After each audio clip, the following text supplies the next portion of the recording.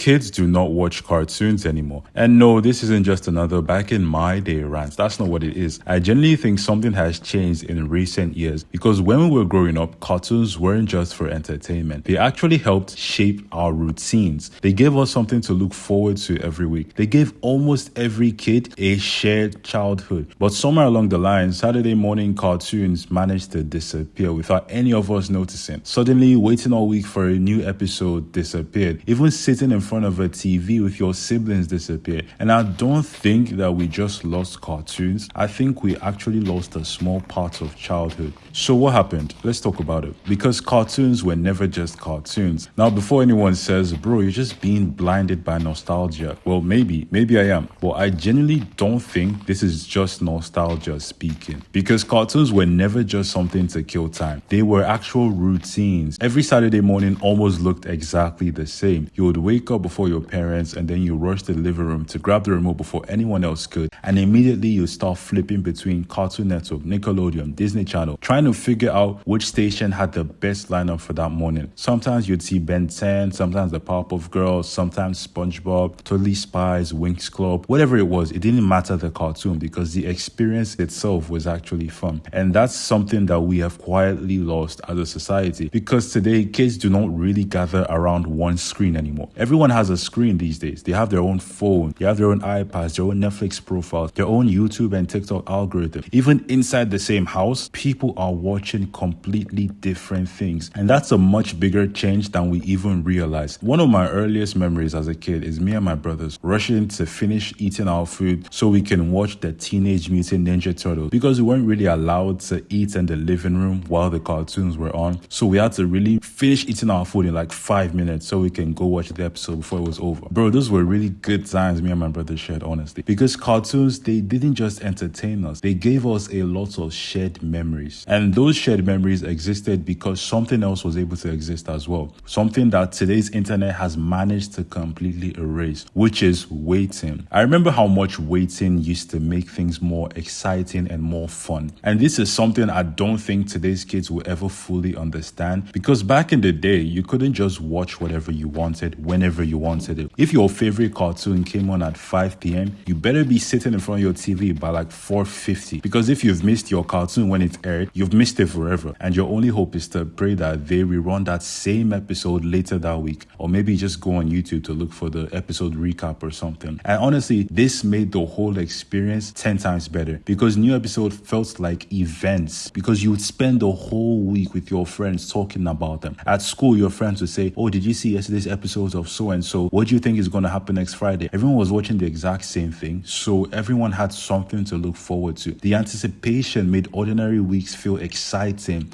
Now compare that with what we have today, where everything is available instantly. You can access entire seasons, entire franchises just with one Google search, and you can finish 3 seasons of a show in the one single weekend if you wanted to. And don't get me wrong, convenience is amazing. I love that we're able to watch the entire season of Vampire Diaries, the originals, and other shows like that compared to when they first aired on television where we had to wait several years before we could watch each new season. Convenience is amazing. I love that. I'm not trying to say streaming is bad. No, I love Netflix. I use YouTube every single day. But when everything starts becoming instantly available, nothing feels quite as special anymore as it used to because scarcity actually creates value. Why do you think people love buying extremely rare cars and rare items? Things like rare Pokemon cards or limited edition action figures, because they are hard to come by. The harder something is to find, the more special or the more valuable it becomes. And when something is always there, your brain really just stops appreciating it. And maybe that's why the type of content that kids consume now has changed so much compared to what they used to be, because we didn't just lose our patience growing up, we also changed what we spend our attention on. Right now, stories have become content. And this is probably the biggest difference between the childhood I had and the childhood kids these days are having. Because cartoons, they used to be stories. Every episode had a beginning, they had a problem that needed to be solved, and they had a lesson or lessons that needed to be learned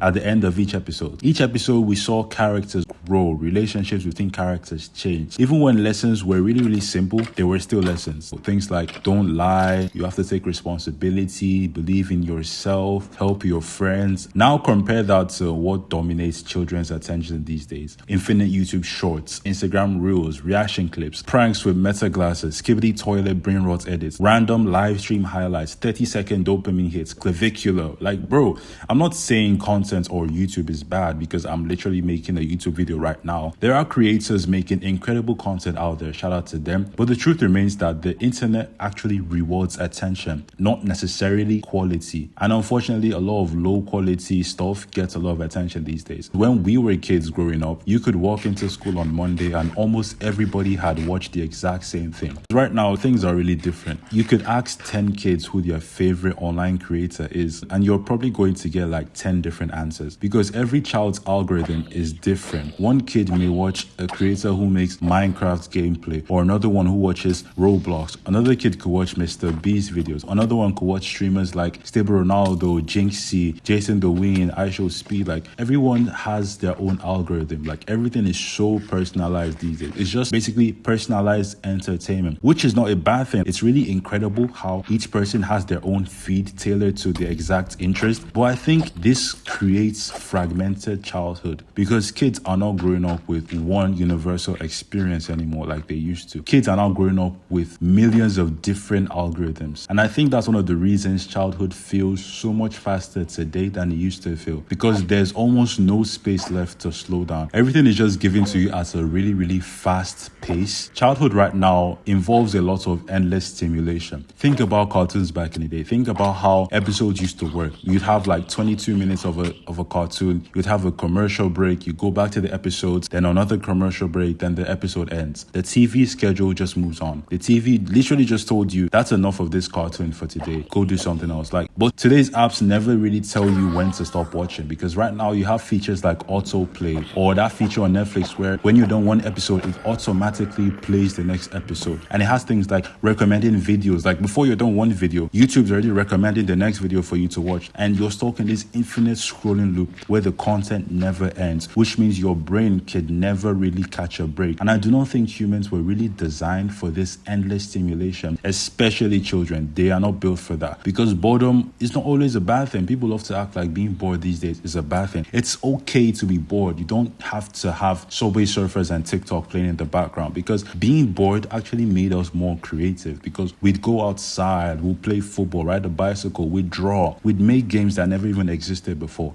Compare that with right now, where whenever someone gets bored, the next thing they do is they go on TikTok, they go on Instagram, they go on YouTube. How is it that whenever we're bored, we are turning to a screen to fix our boredom? And that's not good. So when people ask, why don't kids play outside anymore? I honestly think this is part of the reason why kids do not play outside anymore. Endless stimulation. This video isn't really about cartoons. I'm not just here to talk about SpongeBob, Cartoon Network, Nickelodeon. I'm here to talk about how childhood today feels so much more fundamentally different than it used to feel, because right now kids, they grow up much faster than they used to. Everything is happening much earlier than they're supposed to. They spend much more time online. They're exposed to adult conversation earlier. They chase trends. They compare themselves with others. They have phones earlier now. They use social media earlier, because back in the day, I remember the first Facebook account I created, I was around like 11 or 10, which was really, really early. But right now, kids have access to TikTok at 6 and 7. Like, what are we doing? Like, what are we doing? What are we doing? You're not meant to expose a child to social media that early. Basically, everything these days just happens so early. You have kids getting their first screen at the age of 4 or 5, or even earlier than that. Everything just happens so much more earlier than they used to. And when you put all of that together, it starts to make sense why cartoons have slowly stopped being the center of childhood, because childhood itself has become much shorter than it used to. I'm not trying to say my generation was better than the current generation or anything. That's not what I'm saying, because literally every generation says that about the newer generation. And eventually Gen Alpha is probably going to say the same thing to Gen Beta, because things are always going to keep changing. Technology is going to keep changing. The world is going to keep changing. We're going to have new trends, and that's normal. But I do think when it comes to children, kids, and childhood, I think there's something worth protecting, because kids deserve moments where they aren't worrying about followers or trends or going viral or growing up too quickly. They deserve to be bored sometimes. I'm going to emphasize on this. Kids deserve to be bored. Do not give them a screen when they're bored. Encourage them to be more creative. Encourage them to be more in tune with their artistic side, because kids do not need so much stimulation. Maybe I'm just being a 20-year-old boomer at this point. Maybe I'm romanticizing the past even. But honestly, I do not think I'm just here to talk about cartoons, and I hope you take more than that from this video. I'm talking about a version of childhood that has quietly disappeared, and I cannot help but wonder if today's kids are going to miss something that we had growing up without even realizing it was even there. Well, that's just my opinion. Feel free to comment what you think on the topic. Like the video, subscribe, and I'll see you in the next video, baby girls. Goodbye.